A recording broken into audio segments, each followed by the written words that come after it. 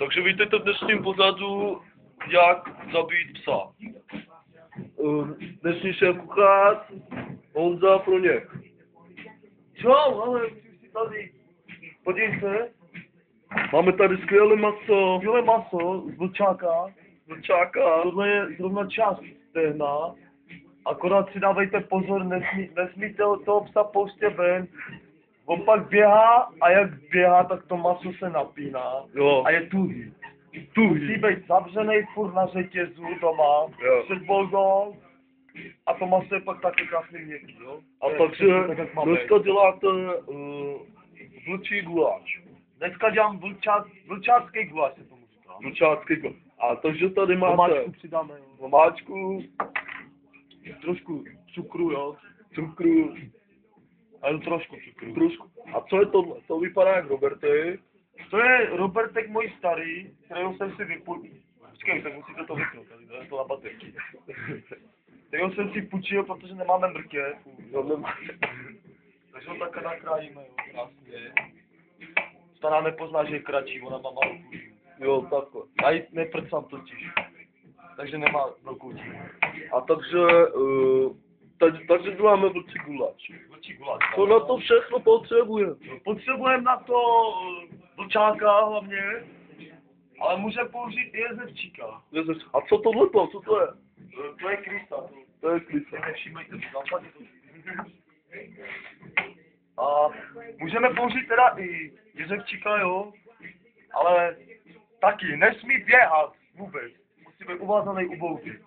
Takže když ten vlčák nebo jezevčík nebude běhat, tak nebude mít napnutý svaly. Nebude mít naplý svaly a jeho maso bude krásně jemné, jako je tohle maso. To vypadá jak písk z kundy. Ano, správně moja byla fenka. To je písk z kundy tohle, přesně takhle. Tady vidíte počkevák, jo. Tady byla díra, jo. Jo, tam byla díra. Je, ona byla plná ještě, no. A tohle to je co? To je rozpálený olej. A ten olej nám to maso rozškvaří. A budou z toho škvarky. Jo. Pozor, jak vám to nepoprská. Přímo opatrně. Fundo. Opatrně vkládáme. Tohle je zrovna část tenisu. To je výborný, to musíme označit takhle. Aby jsme pak věděli, že jíme tenis. Nemusíte se toho bát, je to dobrý. Takhle to tam vložíme. A vy děláte šéf kuchaře kde? Já dělám šéf kuchaře v Číně, protože v Čechách není dovoleno jíst psy. Jo. Takže jsem v Číně šéf kuchař. S Mongolem takový může.